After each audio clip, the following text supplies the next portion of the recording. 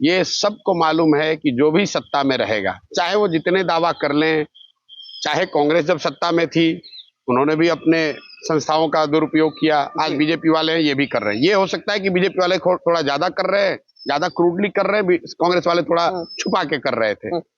जो भी सत्ता में रहा है उसने संसाधनों का, सरकारी संस्थाओं का उपयोग दुरुपयोग उनको करना ही करना है। अब जो लोग ये कह रहे हैं कि भाई मीडिया जो है वो बिल्कुल ही एक तरफा हो गई है, ठीक बात है, मान लो आज मीडिया एक तरफा हो गई, अगर आपकी बात को मान लेते हैं। मेरा सवाल ये है राहुल जी से कि भाई 2014 में जब लोकसभा का चुनाव हुआ तब तो मीडिया मोदी जी के हाथ में नहीं थी, तब तो इलेक्शन कमीशन उनके हाथ में नहीं था, तब तो ईडी सीबीआई के रेड आप पर नहीं पड़े थे, आपके साथियों पर।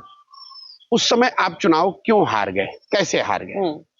और जब आप कर्नाटक में अभी चुनाव जीते उस समय भी तो मीडिया मोदी जी के साथ है, उस समय भी तो सीबीआई के रेड पड़े कर्नाटक में, उस समय भी तो कर्नाटक में कांग्रेस के बड़े बड़े नेताओं को जेल में डाला गया, फिर भी आप जीत कर आए। ये आपको क्या दिखाता है? मेरे भाई, अगर आप पब्लिक सपोर्ट आपके पास होगा तो मोदी जी जेल में डाल दें कि आप जेल में डाल दें, चुनाव पर उसका बहुत बड़ा असर होने वाला नहीं है। मीडिया या जो ये संस्थाएं हैं इनको स्वतंत्र रूप से काम करना चाहिए, निष्पक्ष होना चाहिए, सब तो ठीक है, आइडियल सिचुएशन, लेकिन बायस्ड मीडिया आपको चुनाव नहीं हरा सकती है। मीडिया तो एम्पलीफायर है, अगर जमीन पर टर्बुलेंस दिखेगा तो मीडिया उसको थोड़ा कम दिखाएगी या ज्यादा दिखाएगी, दिखाना तो पड़ेगा ही पड़ेगा। अगर किसानों का आंदोलन हुआ तो किसी मीडिया ने उसको अपने तरह से दिखाया, किसी ने उसको गलत तरीके से देशद्रोही बताया, टेररिस्ट बताया, खालिस्तानी बताया, लेकिन बताया तो सबने। पूरा देश जानता है कि भाई मोदी जी के खिलाफ किसानों का आंदोलन हुआ जी। अगर सीए एनआरसी का आंदोलन हुआ तो मीडिया उसको ढक छुपा तो सकती नहीं है। आज खुद ही कांग्रेस पार्टी अगर सोशल मीडिया का उपयोग आज वो कर रहे हैं तो खुद ही दावा करते हैं कि हमारे यूट्यूब पे इतने व्यू आ रहे हैं, ट्विटर पे इतने व्यू आ रहे हैं। यही लोग हैं 2014 में आप ट्विटर यूट्यूब का इस्तेमाल नहीं कर रहे थे तो आप कहे कि भैया मोदी जी तो फेसबुक की वजह से जीत गए। अरे भाई, अगर आप उसका इस्तेमाल नहीं कर, तुम्हें किसने रोका था 2014 में फेसबुक इस्तेमाल करने से?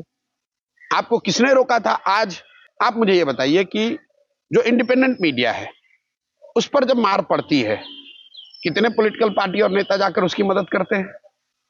जो पत्रकारों को नौकरी से हटा दिया गया उसके लिए कांग्रेस पार्टी और ये विपक्षी पार्टियां कौन खड़ा हुआ, ये बताइए।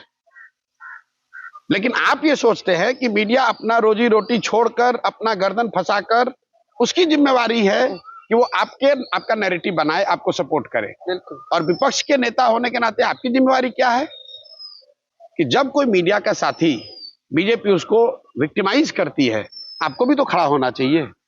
आपके भी तो लोग हैं, आपके भी तो बेनिफिक्टर्स हैं, आप भी तो मदद कर सकते हैं।